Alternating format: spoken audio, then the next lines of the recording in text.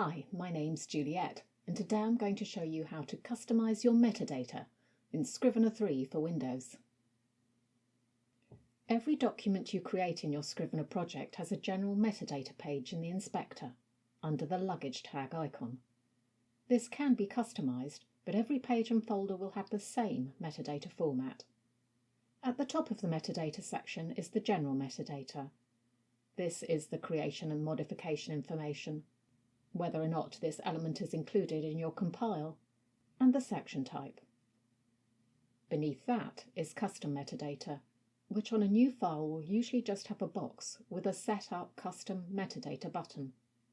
Some templates already have customized metadata. In that case, to get at what is there and make further customizations, you'll need to use the three dots. Either method will bring up a new box to create your custom metadata.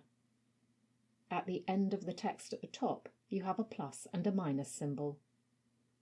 These work as with all the other sections.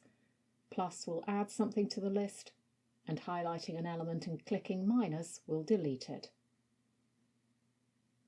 When you click the plus, you will get a flashing cursor to name your element. Once you've done that, beneath it you'll find options for format. If you click on the arrow by text, you'll see you can also choose checkbox, list, and date. Text gives you alignment, text wrapping, and colour options. If you want to choose a colour, you will need to check the box first. I'd suggest you don't use this pink. It doesn't show up very well.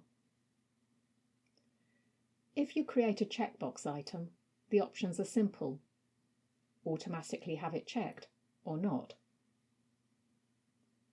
A list item gives you a box in which to put the text you want when nothing is selected, and another section where you can add and delete items from the list.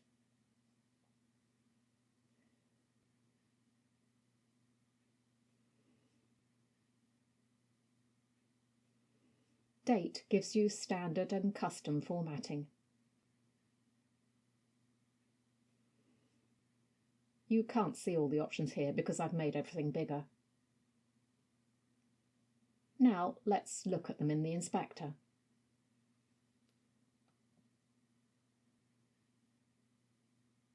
If you don't have wrapping, your text will eventually begin to scroll along. If you have a lot of text, wrapping would be best. The checkbox is just a checkbox, so nothing much there. The list will give you a pull-down arrow to select one of your items.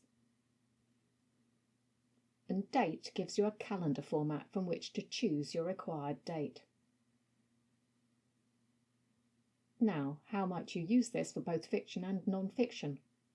Well, however you wish, but here are a few suggestions. You could use it to help categorize elements such as, does this person appear in this scene in fiction? Or a similar thing with subjects in non-fiction.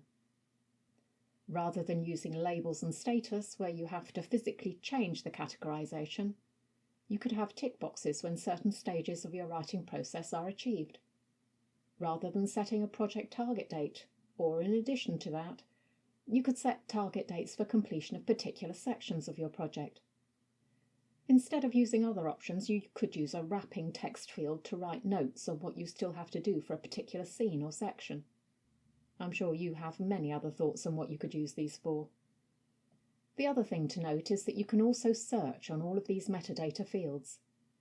They appear as items in the search list. So you could create specific search collections for things you want to keep an eye on, such as everything that needs to be done by a certain time. This video will show you how to set those up.